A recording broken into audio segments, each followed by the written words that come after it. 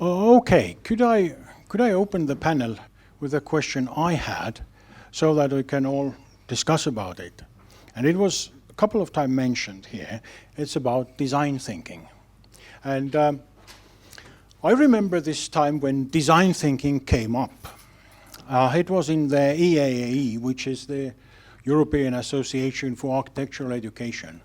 And it came up with Danish schools. Late 90s, early 2000, they said that the best export article Denmark had was design teachers. And they exported them to China and everywhere else. Copenhagen Architecture School had summer courses for incredible money. They were always full because there was this belief that design thinking can come into everyday life and we can have a better life, better business, better products. Then suddenly, well, not that suddenly, but gradually, the design thinking went out of hype. Well, it was still there, people were dealing with it, but the financing of the export of architecture and design schools in Denmark, for instance, was taken away. Severe cuts came. And when I was thinking about it, I had a feeling that maybe the design thinking is not wrong. Design thinking being a thinking where you take unexpected future and rebuild, either in architecture or products, you rebuild something that is coherent and operates as a whole. So it has this full meaning. And maybe that's not wrong, but why did design thinking then go out of fashion? And one of the solutions I came to, which I would like to share here to discuss, because it's connected to the situation we are in with AI and new computing. But it is also here because we have entered the digitality. And if we take the speculation that we only operate in and connect to each other through the screens, anything I do on the screen is already a design. So my proposal would be that the hype of design thinking was slightly premature. The saturation of the digitality and the screens wasn't there yet.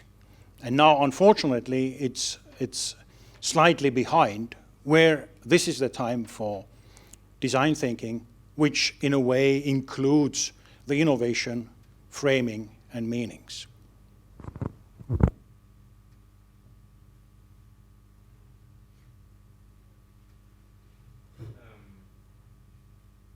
I'm sorry. Yeah, it's a very interesting thought, I think. I definitely wouldn't oppose that thought. Maybe add something to the reasoning, maybe also. I also have the feeling that what was hyped about design thinking was maybe that it was a systemic way to operationalize what designers were doing. And I have the feeling that it also didn't quite work out to say, okay, we have this rigid systemic way of kind of categorizing what design is and what is design thinking. And at least I have the feeling that the experimental way of how design develops got kind of lost during that period. But maybe that's just also just my perception.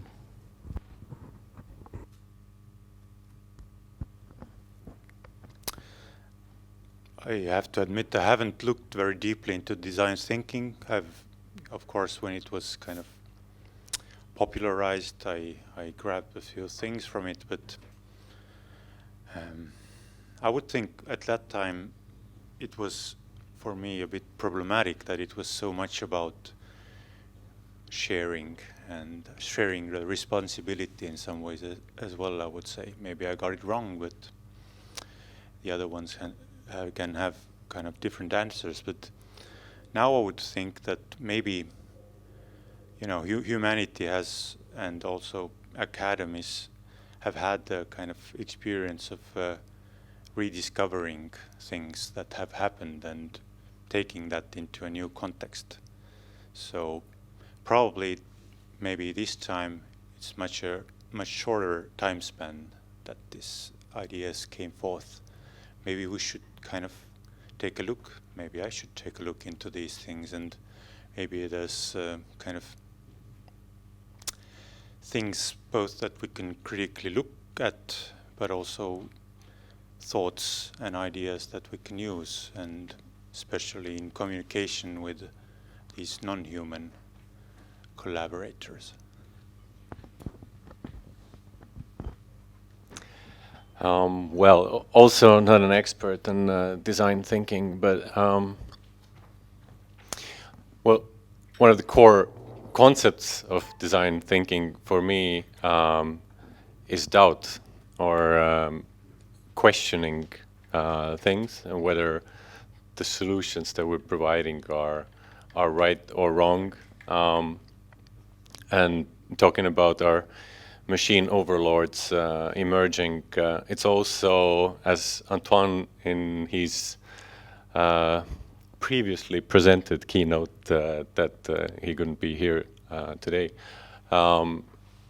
said, is what differentiates people from machines is the notion of doubt. We are not sure. We ask questions and ask them again and again. Whereas statistical, I mean, there's no doubt in statistics. You come up with a solution, and it has a certain probability of being true or good. You get, like, when image recognition was still in doing baby steps, you would have like those percentages. It's 85% of an umbrella. Could be an umbrella. I guess nowadays it's getting much better. But for us as humans, the main thing is to keep on doubting ourselves and keep on asking critical questions. And that's also one of my biggest fears with those technologies, is that when this father figure disappears, because all of a sudden we have AI that lets us have candy whenever we want it, then how do we cultivate?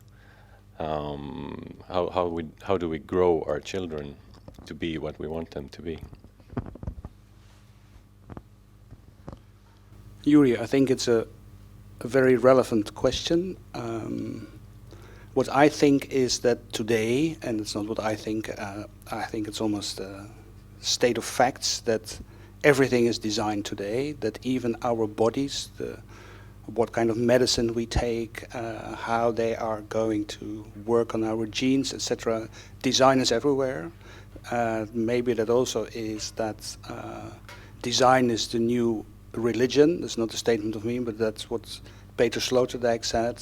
So the ideas don't come from above, from some heaven or some kind of ideology from above, but it's within. It is within the designing, and the design is creating, I think, new imaginations, new stories, how we could live and how we should live, how we should consume, and designers from the media, from the projects we make, etc., the experiences being produced. Design has a tremendous opportunity and a tremendous responsibility in creating those imaginations for what kind of civilization we like to live or are living.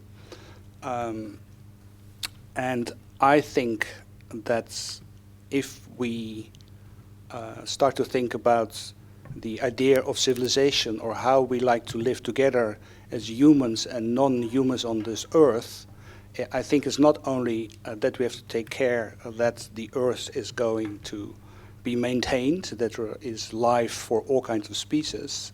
But I think there is also, besides that, taking care of this place and repairing it, where design plays a role, and that will have drastic economic consequences, how we design, as we have seen, is that also it has to come, how do we look to the individual and the collective, of how, what kind of idea of civilization of the individual and collective do we have?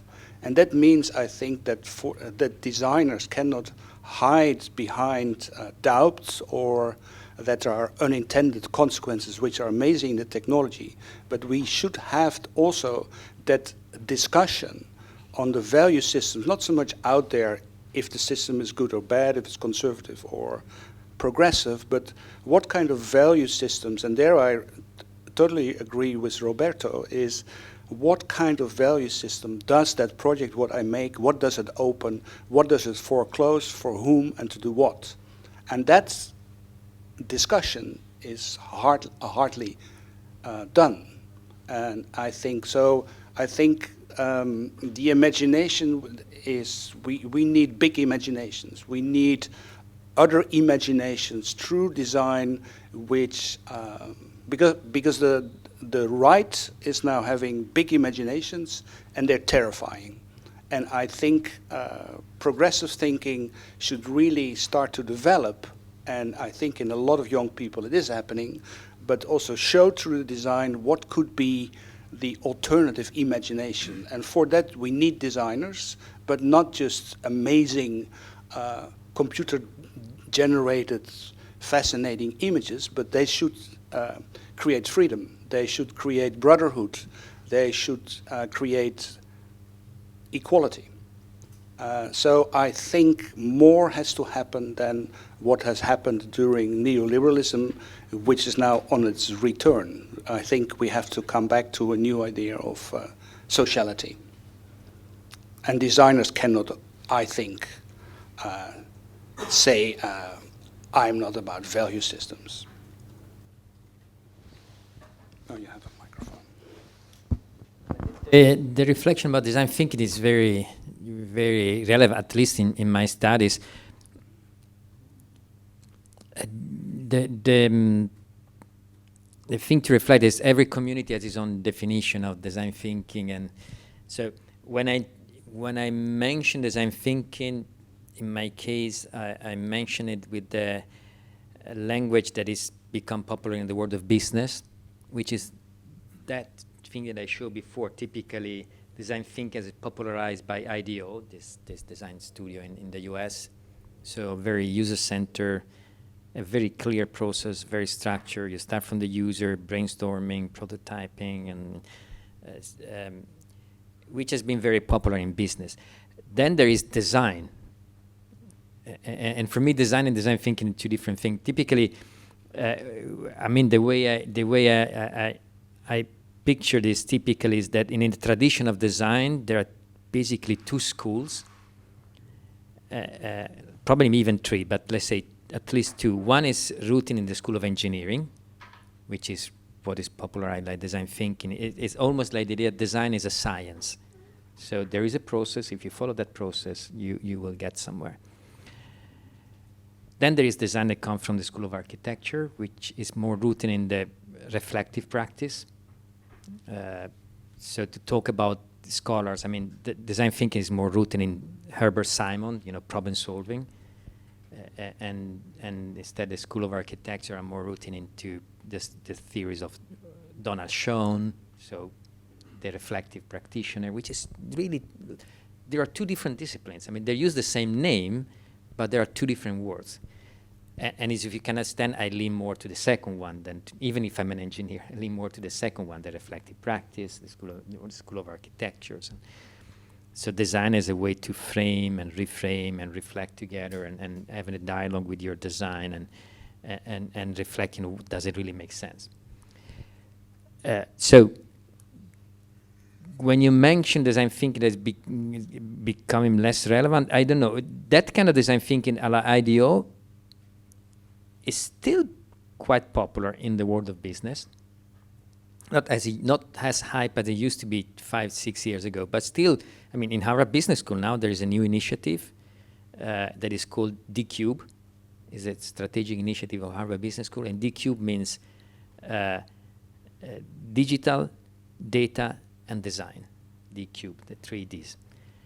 And they know a lot what to do about digital, they know a lot what to do about data, but they don't know exactly what to do about design. So I think we need to have, actually tonight I would have a conversation with them about what is the D in the third D. And I hope they will be open to the second perspective, which is, you know, the kind of design we need with data and digital is not the design thinking, user-centered. I mean, we need to be more reflective when we use this kind of technology, and there is a huge potential. So the reality is that both schools make sense. Problem solving is fantastic for 95% of the cases, because we still need to design apps for the iPhone. And every time you design an app for an app, you cannot be radical. I mean, but then we need the space for experimentation. And that kind of process doesn't work for the space of experimentation, the space for provocation, for research, for moving forward. So we need both. The problem in the last 20 years is that the design thinking a la Stanford has been taking all space. And so we need to be balanced in the way we do things. Thank you. Are there any remarks, comments from the audience?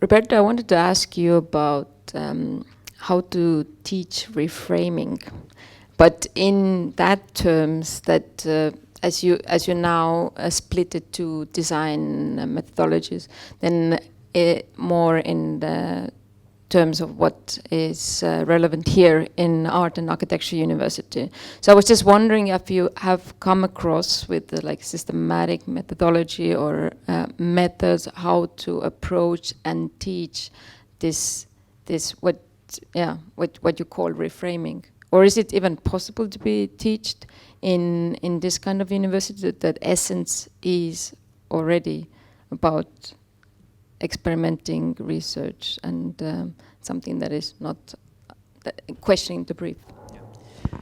It's a fantastic question. Maybe I can provide 2 examples. Then I will be curious to hear also how you engage other, because most of you is professors, and how do you, in practice or in classes, how do you teach reframing? The example I can take is I teach reframing in reality to people in business schools or to leaders. So 2 stories. The first one is what I mentioned before in Harvard. Basically,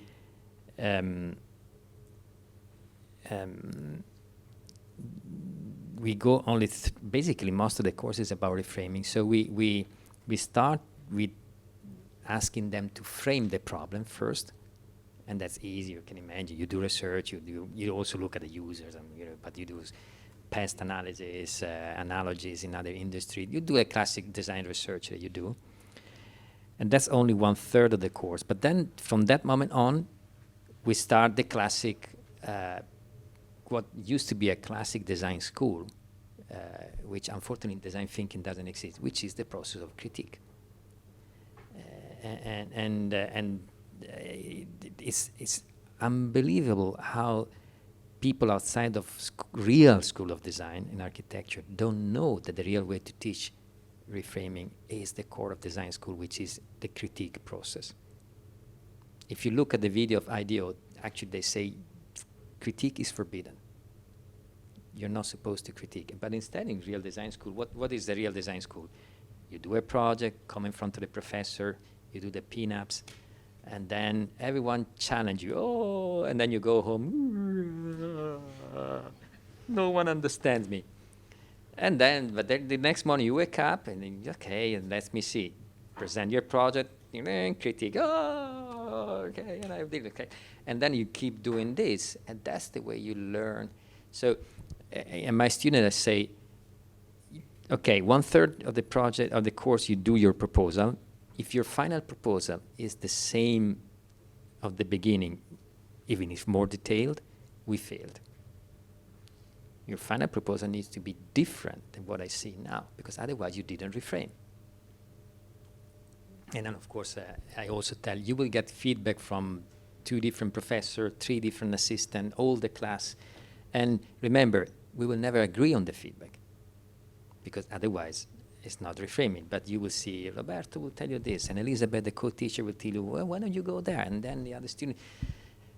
Still, at the end of the course, I get students say, yes, but the 2 professors didn't agree on the comments. Okay, I failed. I didn't explain that. That's not the point. But it's through dialogue with others that you reframe continuously. So the process of critique is core. This is for the student. The second story is we've been launching at SSC last year a course for leaders who is titled Reframe. So that was the title of the entire program. We picked 8 leaders one by one. One is the chairman of Axel Johnson, the CEO of Axel Johnson, the chairman of Stena, Stena, the ferry company, the CEO of Stena, then SCT, the CEO. So the very, very high leaders. And we say, okay, now we do an experiment of education around the reframing. And indeed, the core was, with that kind of level, it's very difficult to do classes. So we did it through their own projects. So each one of them had their own projects into the program, and they used the other participants who were very high level to see new things. And then we did two major things. It was basically about traveling. So we took them to Venice, to the Biennale, and tried to see through the lenses of art, they could see different things. Now, at the end of, actually beginning of October, we will take them to Tuscany, into a journey through nature. So the idea is to be exposed to different situations that help you see things in different ways. That's basically, reframing is the meeting of different frames. And the only way is to be exposed to that. But I think in a design school, the best process is the critique, which unfortunately design thinking and engineering has been killed completely. Yeah. No, I agree totally with Roberto about, and I should not repeat, you explained it very precisely. What I also think is that when you start to investigate something, is try to, and that counts for the student as for the teachers as well, to delay your prejudice as long as possible. So that means that you really start to map and investigate what is going on without already forming an opinion. And that is a kind of criticality which not coming from professor opposite student and have a debate, but also is look that reality is there, that maybe what on first appearance is there is perhaps actually, so you don't see yet, so you have to start to see.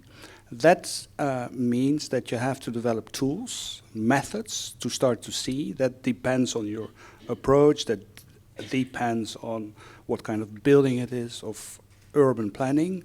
But so first you could say, try to catch what is really happening there. I think that's always a good exercise. So I can give you an example now in the city where our school is, in Umeå in Sweden. The city exists 400 years. They made a very nice 5-minute movie why Umeå is so very important. What we see is all the conventions, is all the cliches. So we have now a kind of masterclass where different group of students that they have all got a point on the map where something happened on a place, or could be global, it could be local, and they start to look and find what are the alternative memories of the city, because what the city is selling us, is that really the memory or the history of the city? So before forming an opinion, it's really start to see, catching what is happening. Then based on that, in many cases, you start to find something interesting. It's a kind of forensic research, and that forensic research maybe makes a few students in some direction or another direction, with participants or not, but they get an obsession. They start to run with something, and including doubt. So I agree with a lot with you. You're unsure about the situation, but you are going to experiment. You're going to try out things. And then also very important, of course you have to fail, but I think what is also very important in education, not only to learn to fail, but also learn from precedents. So history comes in, or maybe theory, an interdisciplinary approach arrives also to it. So you develop scenarios, you try it out through modeling. It's not only through words, it's very important. We are architects, we speak through space, through representations of buildings. So it's also that ideas are formed, and those ideas are not only presented by writing or talking, but they are presented and tried out through modeling, etc., etc. So how to educate, reframing in your words, or to be a reflective practitioner in a specific situation, I think we all quite well know how to do it, but it's a long story to tell about this pedagogical method. And there's one thing which I think, it's just an anecdote, Lars Lerup told me once, it's the kiss and kick method. So you really like your students, you really like what they're doing, you support them in everything they try out, but you tell them also the truth. So that is constructive critique. So you're not criticizing to break something down on a personal level. No, we talk about the profession, very serious. We tell what we think, not even a personal opinion. Perhaps it's some of a broader thing, but we respect each other in what we're trying out. So we kick and we kiss.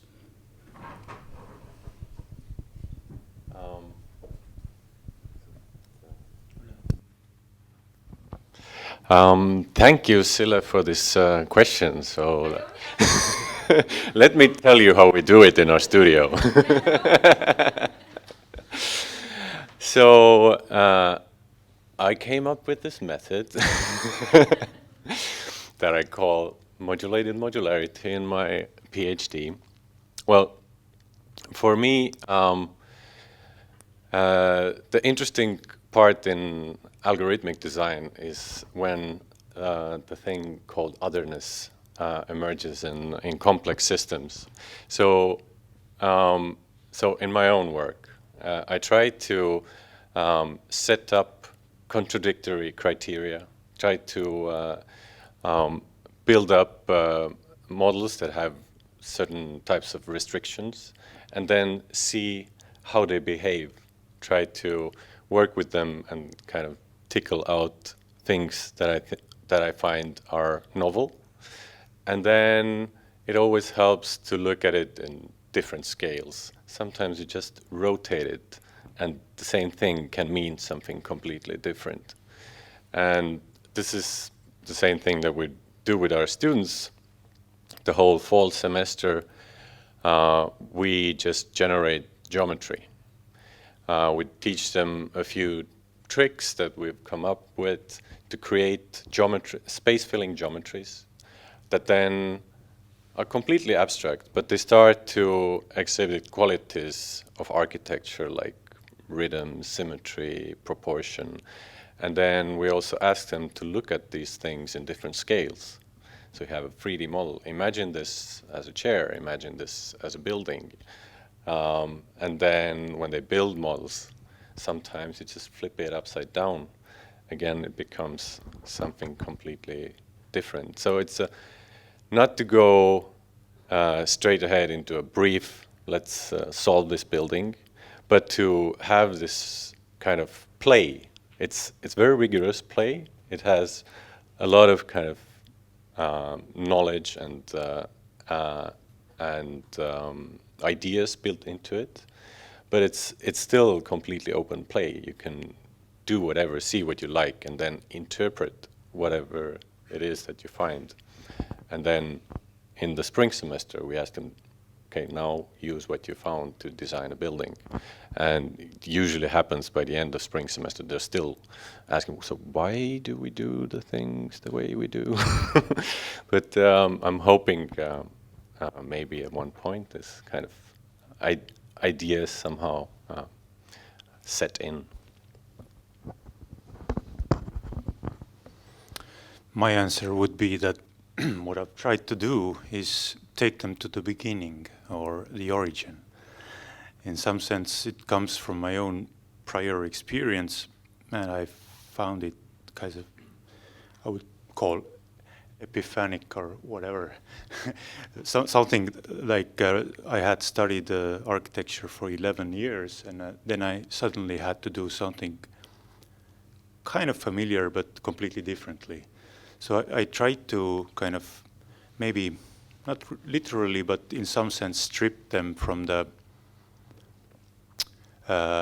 methods or the knowledge in some part that they already know, and then make them start to really question and do these things, these assignments that I give them from the beginning, and then gradually reintroduce them to the more familiar, maybe. You know, it's not the void that you have to do the design in. You actually know something. If you have a good kind of origin, a new beginning, you can still use your prior knowledge, your intuition, your experiences. And I guess this works better with the graduate students than maybe the first year, second year students, although previously I've done this kind of things also with the second year students. So that would be my answer. I try to take them to the beginning and see what they come up with. Yeah, teaching. So I try to use a lot of what I would call design speculation, which is telling the students that they, for just a moment in the beginning, should not think about all the constraints that are enforced upon a brief or a site or a project, but rather ask themselves like how do we want to live, and how, what do you see in the future, I ask them. And then they can speculate on it. And I mean, there are always constraints involved in architecture and construction everywhere in this world. But if we only go from constraint to constraint, then we are basically in a cage and can never really move things forward, kind of. So I try to tell them that they should free themselves from the constraints, at least in the beginning, which is extremely difficult. I mean, for everyone, I think. But I think it's a very good exercise.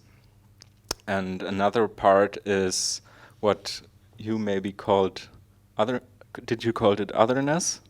Yes. Yes. It reminded me of something that I learned from a professor of mine in my studies. And I think the two things are quite similar.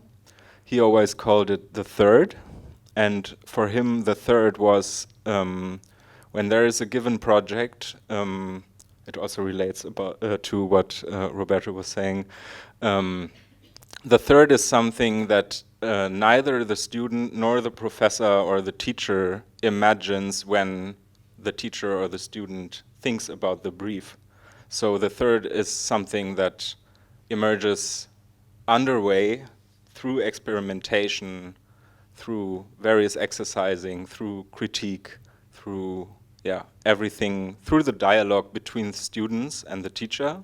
And then at some point, almost every time, I think, if you have a real dialogue, there is something interesting at some point, and then you say, hey, what about this thing? Can we maybe really use that? Can you make the project with this thing? And then, in my experience, first the student is like, yeah, I don't really like that. And then if you let them think and work on it for a week or 2 weeks, at some point all the students like it and the teachers like it. So I really it doesn't, you can't really enforce it, of course. But I like the saying that if at the end of the project your result is the same thing as in the beginning, then you have done something wrong. And this is, for me, really where the third comes into play. Like, if all the projects in the end are exactly what the teacher envisioned in the brief, then also there's something wrong. Because, yeah, why did we have the project then in the first place, right? So, yeah, I'm trying to continue this thought of my professor, like, to kind of enable the third. Perhaps to be provocative, it depends if you're on bachelor level or on master level, but for myself, I'm less and less interested in learning each individual student on whatever agenda which is innovative through design. I find it also very important that they position themselves in opposition or in favor in a certain discourse, against in favor, and develop their own thesis in writing and in designing, and find a route to develop that further to be the student forever exploring. But for me, it's also time to relate that to urgent issues in societies, and that is what I call the imagination is very powerful, and I relate that also, if I come back to what Jüri was telling, the industry produces overall, I think, terrible imaginations. They are really without fantasy, they are really actually quite boring and stupefying. Why can we not, as independent schools and institutions paid by tax money, come up with more free, more opening imaginations? I think that's now the time, and that's not only a politics of care, which is very important, but I think we really need to have, but it's my opinion, to work on another imagination, how we can live together, because there are no real other visions yet, and the system we are living right now is bankrupt. So my plea for myself is not only to learn good designers and how to be critical and how to be able and how to doubt, but I think there is a societal responsibility, which can also come from the industry perhaps, but I think we also have to start to work with another idea of value systems. And that relates back to me that we had a lot of problems with modernism and the project of enlightenment. It brought bureaucracy, it brought control, etc. We know all the critiques from Foucault, etc. But still the idea of enlightenment, I think, is a challenge and important, because it is about equality, it's about brotherhood, and it's about freedom. And what do we have now? We have no longer an idea of enlightenment. We talk about sustainability, privacy, and comfort. Like Steve Jobs said to his own children, don't touch the iPad. He knew what he was producing. So he knew that there was another responsibility than just producing computer technologies which will be fast doorstops. He was interested in Pixar because they were telling stories which would last for centuries. Now we can still question, but the Ratatouille story is an interesting film. A lot what Pixar is doing is not so interesting, but I think that we also have to start to invest, and I'm repeating myself, then I stop, but is this, that the imagination can be super powerful, and we need other imaginations than the ones who are now bankrupt. And that, for me, is also a responsibility if we see the terrifying, simplistic, cliché kind of images being produced today. Where is Italian cinema? It's almost dead. Where is the European film? It's all eaten up by Hollywood industry, by Netflix. Here and there we see something. It's gone. It's latently there. But I think I see that also as a responsibility, is to develop ideas and thoughts which cannot just come out of the unintended consequences of technology. Because if we are critically reflecting, we should also talk about the value systems which are within those techniques, within the designs. And the Sotsas in Memphis was also a movement which was trying to find out how can we fight consumption. That was in the 60s. How could that make life a more adventurous life? So there was this, in the beginning, this social program. In Chile, during Allende, there were graphic designers, etc., which thought we have to educate the public, we have to make them independent and to be critically reflective. So there was an idea of the laboratory of civilization. And today I very much doubt that a lot of designers and design schools are actually addressing that, although the younger population of students are very much looking forward. There must be another system. There must something change. I don't want to be the greatest star architect or whatever. But that's my provocation to you. How do you see that as designers and educators? Or am I now talking too much? Jüri, you are the moderator. Yes, of course. That would be a very good point to stop.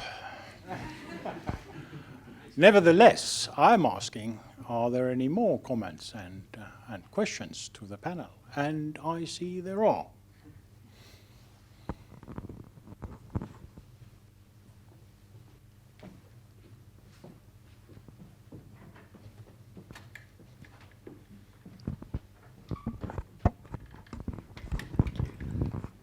Hi, I really loved your lectures today, and you're so interesting and smart people, so hence the question. Do you have, can you recommend for everyone to read a book that has impacted your life, your way of thinking, or maybe your mindset the most? And it doesn't have to be relevant to the maybe architecture or AI, but just in general, something that was like a really good read for you. Thank you.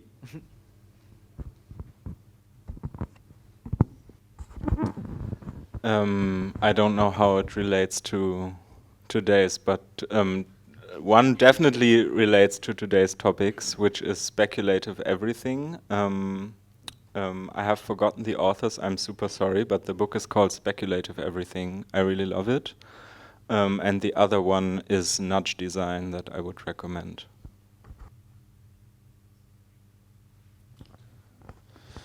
It's not actually a book, it's a kind of summary I mentioned earlier in my lecture. It's Leibniz's monadology. He was a really smart guy. He was criticized by many of the Enlightenment people, but I think there's still a lot of stuff that's worth to kind of rethink and make your own interpretation of right now. Thank you. I do not read a lot of bestsellers, but I'm going to recommend one. It's one I picked up in a museum shop, but it influenced me a lot. It's From Bacteria to Bach and Back Again by Daniel Dennett, where he talks about the evolution of consciousness. And the way he talks about evolution is when thinking about evolution, we have to ask two questions. They both can be why, but one is how come, and the other one is what for. So the first one is pretty simple. Things happen for a reason. There's some sort of output from the world that creates something, but then things stay for a reason as well. That means that there is a meaning, that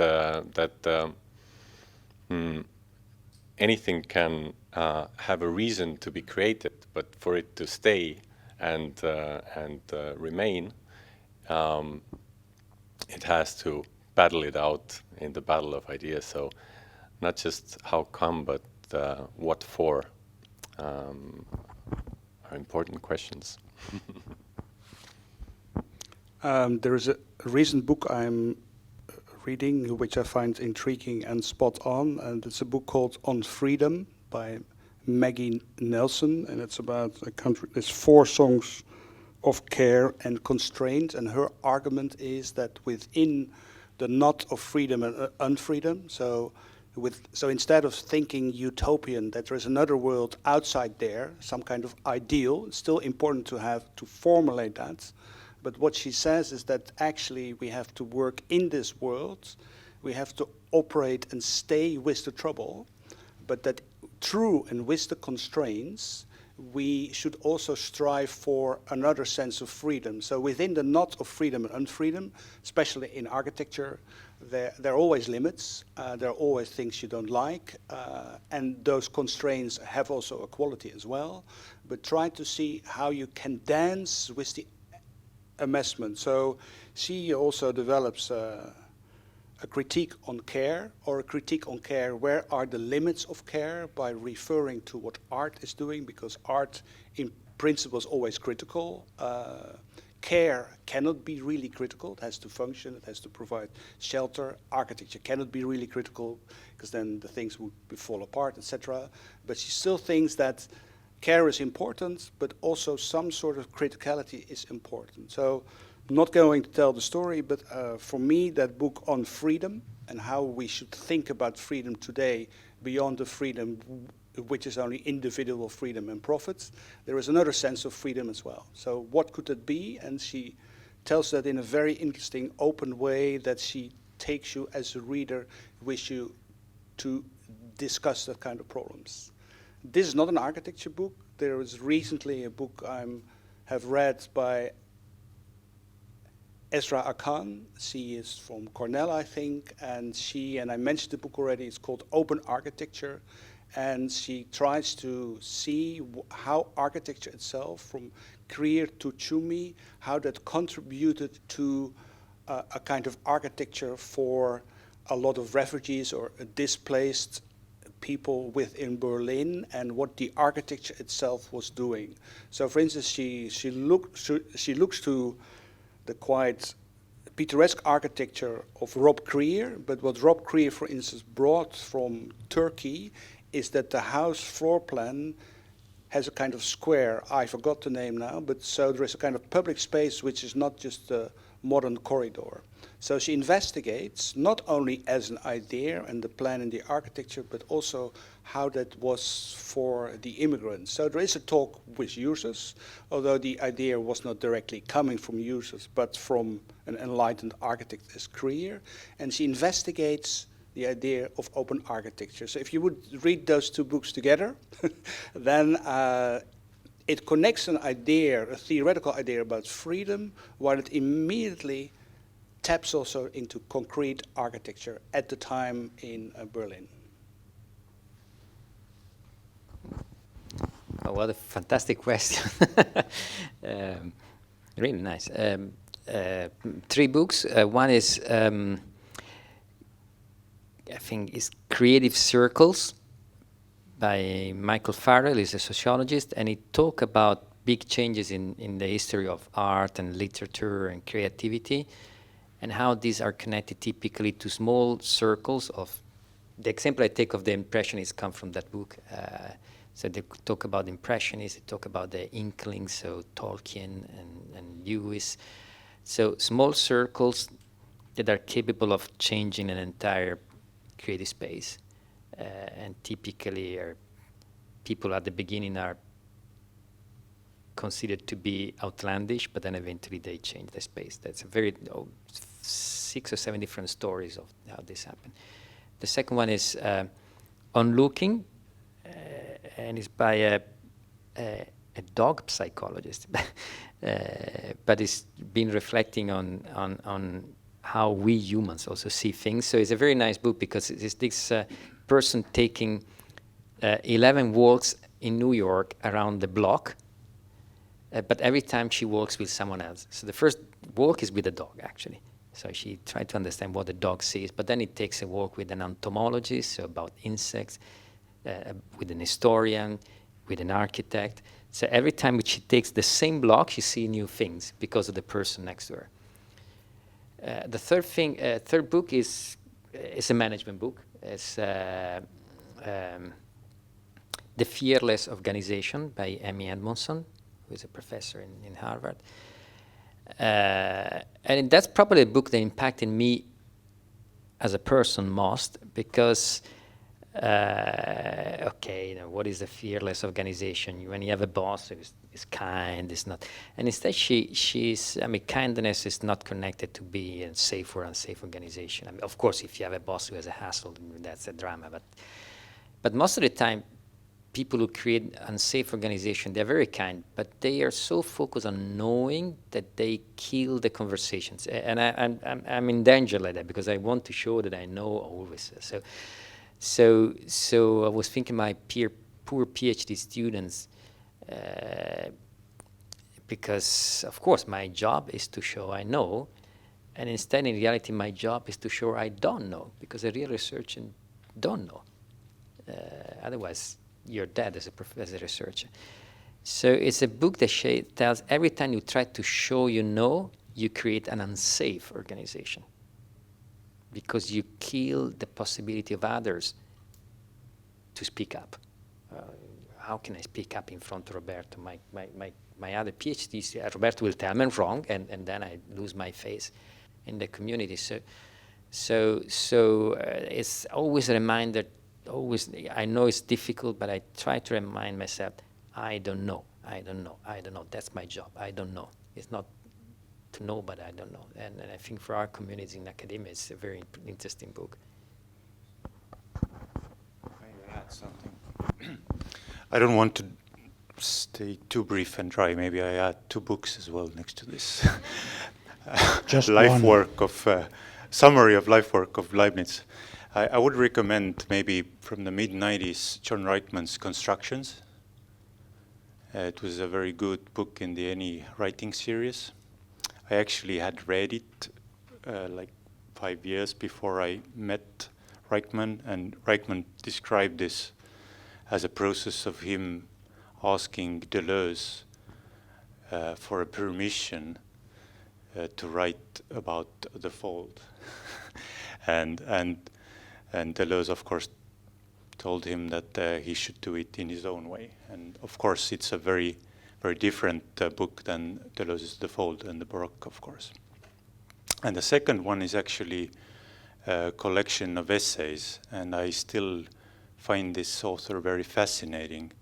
His name is Robin Evans, and the book is called Translation from Drawing to a Building. And Robin Evans was an architect, trained as an architect, but I guess made more a name as an architecture historian, investigator, theorist. And in this book there are several essays, maybe one is missing that is important,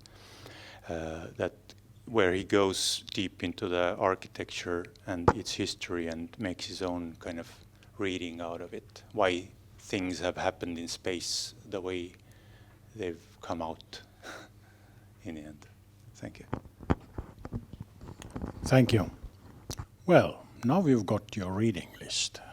So it's high time to go and start reading. But before that, I'm wrapping up this public panel, which doesn't mean that we should shut up. We move to the other room with a cup of coffee or with some water and some fermented water included in the juice. You can ask the questions from the presenters in a smaller circle and go around. It has been a long day. It has been extremely interesting. Thank you all for coming. Numerous audience always is inspiring and innovative, as we know. And with that, I wrap up the panel.